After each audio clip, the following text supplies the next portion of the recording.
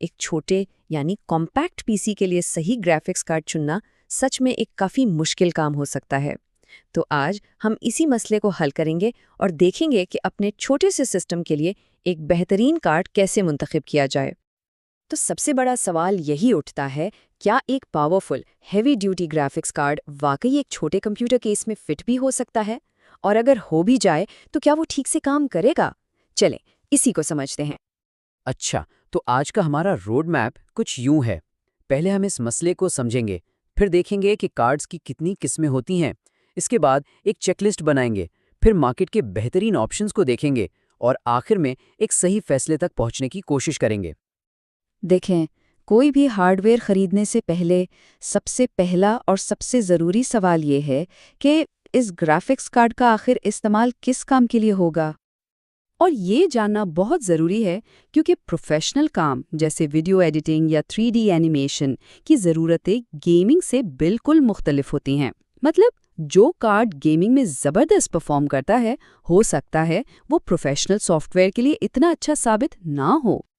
तो अब जब मकसद साफ हो गया है तो आइए देखते हैं कि छोटे सिस्टम्स के लिए मार्केट में आखिर किस किस्म के ग्राफिक्स कार्ड्स मिलते हैं। यहाँ एक बहुत बड़ा फैसला करना पड़ता है। क्या एक छोटा कम पावर इस्तेमाल करने वाला लो प्रोफाइल कार्ड चाहिए जो आराम से फिट हो जाए, या फिर एक बड़ा बहुत ज़्यादा ताकतवर। और एक तीसरा ऑप्शन भी है, वो है एक्सटर्नल ग्राफिक्स कार्ड्स। ये यूएसबी के ज़रिए कनेक्ट होते हैं और ये उन लोगों के लिए बेहतरीन है जिनके पीसी केस में अंदर बिल्कुल भी जगह नहीं है। बस ये याद रखना है कि अक्सर उन्हें भी अपनी अलग पावर सप्लाई की ज़रूरत पड़ती है। ठीक है, अब ज़रा टेक्निकल चीज़ों की बात करते हैं। कोई भी कार्ड खरीदने से पहले ये 3 चीज़ें चेक करना बहुत बहुत ज़रूरी है। जी, क्यूडा कोर्स की तादाद, वी रैम कितनी है और रैम की किस्म कौन सी है। ये 3 चीज़ें चेक करने से ये तसल्ली हो जाती है कि जो कार्ड मुंतखब किया जा रहा है वो काम के लिए वाकई काफ़ी पावरफुल है।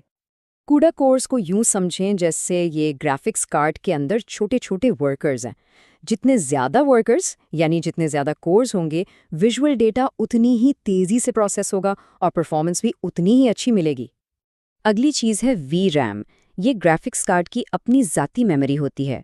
बात बहुत सीधी है, जितना हाई रेजोल्यूशन या जितना पेचीदा प्रोजेक्ट, उतनी ही ज़्यादा वी रैम की ज़रूरत पड़ेगी। एक उसूल याद रखें, 4K वीडियो एडिटिंग के लिए कम से कम 8 GB वी रैम का टारगेट होना चाहिए। और आखिर में रैम की कसम, इसको बिल्कुल नहीं भूलना है।